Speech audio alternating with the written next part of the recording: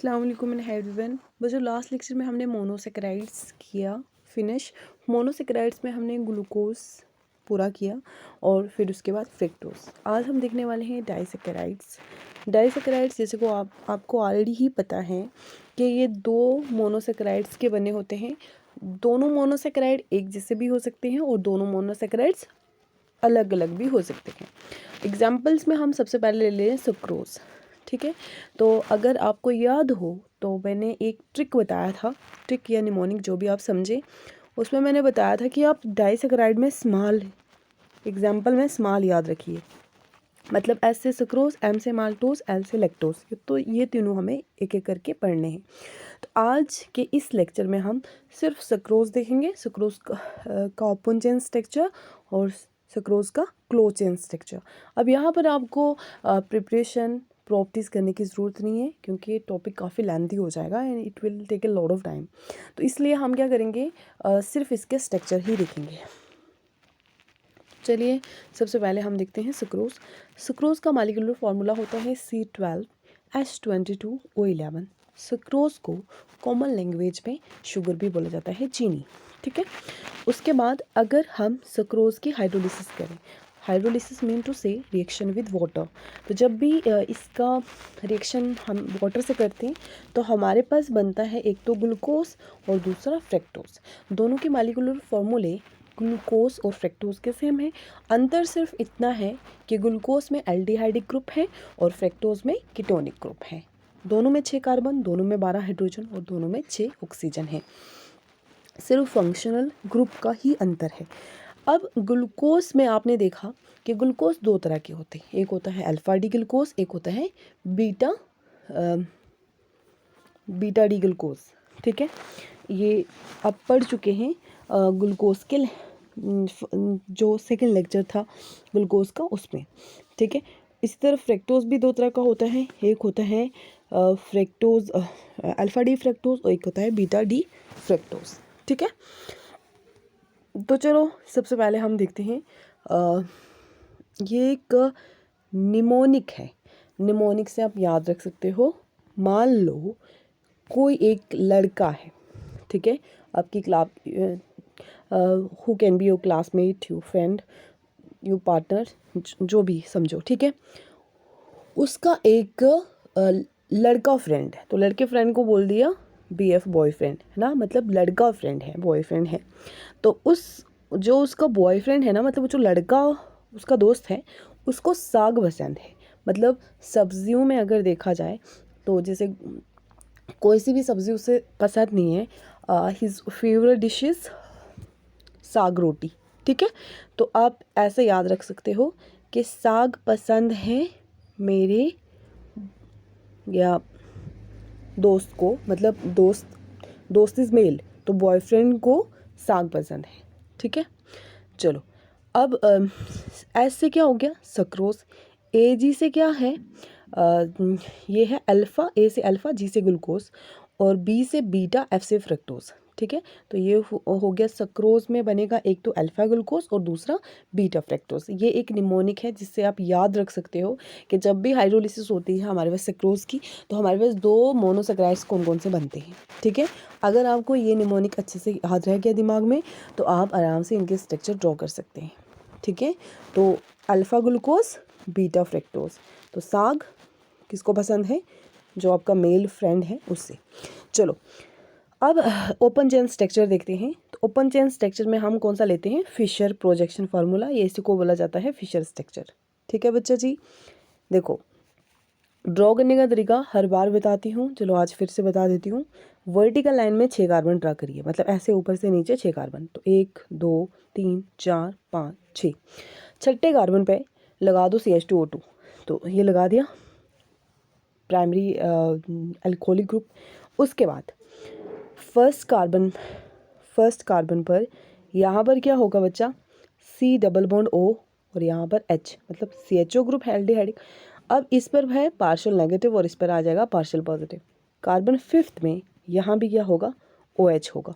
ठीक है, ये चीज़ें मैंने पढ़ाई हुई हैं आपको। ये स्ट्रक्चर हमने कहाँ से लिया था, ओपन चेन स्ट्रक्चर से ही फिशन भी तो ओपन चेन स्ट्रक्चर है, लेकिन उसी से हमने निकाला था। क्या किया था, जैसे जो फर्स्ट कार्बन का ऑक्सीजन है ये अटैक करता है फिफ्थ इस वाले कार्बन के हाइड्रोजन पर, तो ये OH इधर चला जाता है, और ये वाला जो O है ये अटैक करता है इस वाले कार्बन पे, तो हमारे पास ऐसा कुछ रिंग टाइप का स्ट्रक्चर बन जाता है। ठीक है, अब क्या करना है, हमने अल्फा डी ग्लूकोज ले लिया। ठीक है, बीटा डी ग्लूकोज कैसे लेना है, इसमें भी फ्रैक्टोज कैसे लेना है, this is beta D fructose. Alpha नाम क्यों दिया, डी नाम क्यों दिया, चलो ग्लूकोज तो हमें पता है C6H12O6 है।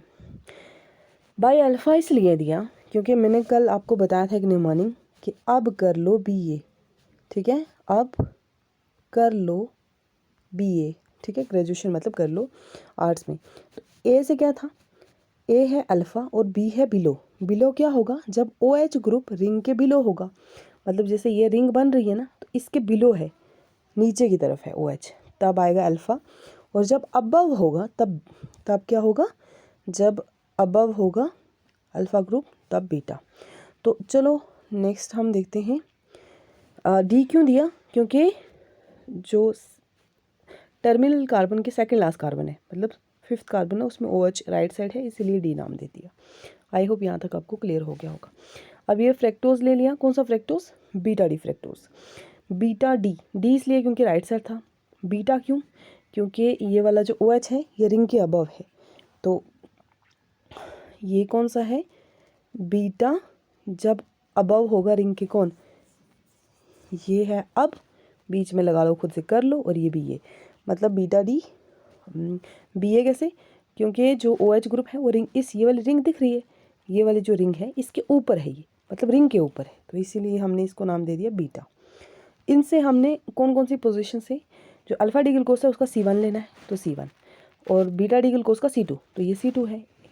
यहाँ इसका OH ले लो, या इसका H लो, या इसका OH लो, इसका H लो, तो इनमें से वो रिमूव करना है वाटर, और हमारे पास यहाँ पर ऑक्सीजन बच जाएगा। तो ये एक ऑक्सीजन ऐसे लिंकेज, इसको बोलते हैं ग्लाइकोसिडिक लिंकेज। तो ये हमारे पास बन गया ओपन चेन स्ट्रक्चर, या जिसको फिशर स्ट्रक्चर बोलेंगे ऑफ सक्रोज। नेक्स्ट हमारे पास है क्लोज चेन स्ट्रक्चर, और क्लोज चेन स्ट्रक्चर में हर्बर्ट स्ट्रक्चर दिखते हैं।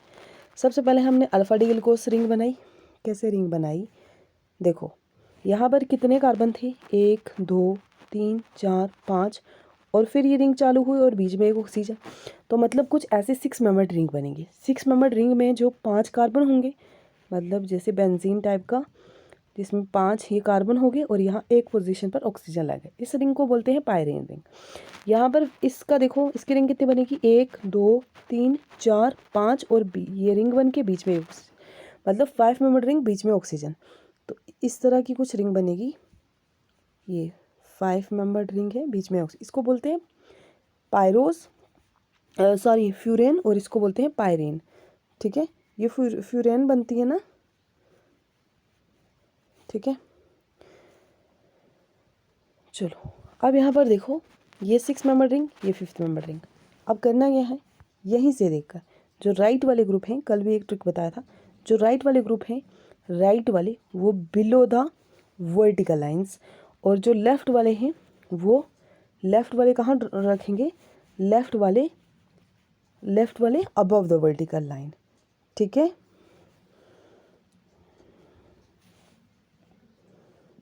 तो मान लो, अब इसको याद कैसे रखना है, मान लो आपका कोई फ्रेंड है, ठीक है, आपकी कोई सहेली है या आपका कोई दोस्त है जो गुम हो जाता है, मतलब ऐसा मान लो कि घर छोड़ के भाग गया, और आप बोल रहे हो कि रब्बा लौटा दे मेरा घर से भागा हुआ दोस्त, तो ये ऐसा कुछ याद रख लेना, इसको LA या फिर LT भी लग सकते हो, लेफ़्ट वाले टॉप पे और राइट वाले बिलो। ठीक है, तो आप ऐसे भी याद रख सकते हो, रब्बा लौटा दे, क्या लौटा दे, वो डेट्स यू फ्रेंड है ना। तो चलो अब वो नीचे लिख कर कुछ हमारे पास ऐसा ये वाली रिंग बनेगी। हमने कैसे किया, राइट वाले हमने टॉप पे लिखे, राइट वाले बिलो लिखे, रब्बा और लौटा दे मतलब राइट वाले टॉप पे लिखे। ठीक है, तो ये हमारे पास बनेगा। ठीक है बच्चा। अब यहाँ भी देखो, यहाँ पर जो रिंग के बिलो है OH, तो इसीलिए इसका नाम क्या है अल्फ़ा। यहाँ पर रिंग के ऊपर है OH फर्स्ट कार्बन पे, तो इसीलिए इसका नाम है बीटा। ठीक है, ये फ्रैक्टोज है। सेम पैटर्न यहाँ भी यूज़ किया, जो राइट वाले ग्रुप्स थे उनको हमने ओपन चेन में बिलो कर दिया क्लोज चेन में, और इस वर्टिकल लाइन, ये जो वर्टिकल लाइन, इस वर्टिकल लाइन की बात कर रही हूँ। कौन सी वर्टिकल लाइन? अच्छा, ये वाली वर्टिकल लाइन, ये इसके, ठीक है। तो जो लेफ़्ट वाले थे वो टॉप पे लिख दिए। उसके बाद कार्बन नंबर इसका जो है 1 और इसका 2, यहाँ से क्या की हाइड्रोलिसिस, पानी निकाल दिया और हमारे पास ये वाली लिंकेज बन के, जिसको बोलते हैं ग्लाइकोसिडिक लिंकेज। अब ये जो स्ट्रक्चर हमारे पास आया, ये है सक्रोज और नॉन रिड्यूसिंग शुगर है, मतलब ना ही इसमें एल्डिहाइडिक ग्रुप है ना ही कीटोनिक ग्रुप है। समझ आ गई? तो ये नॉन रिड्यूसिंग शुगर की तरह काम करेगा। तो आज के लिए इतना ही। आई होप आपको क्लियर आया होगा, क्लियर समझ आया होगा। अब एक काम करें, अगर आपको नहीं समझ आया तो please repeat the video twice, और फिर इससे क्या होगा कि जो नेक्स्ट हम 2 स्ट्रक्चर लेंगे नेक्स्ट लेक्चर में। एक तो माल्टोज, ठीक है, डाइसेक्राइड में एग्जाम्पल्स में स्मॉल लिया था और सुक्रोज हो गया, अब रह गया माल्टोज और लेक्टोज। तो that I am going to take up in the next lecture. तो आज के लिए इतना ही। Thank you.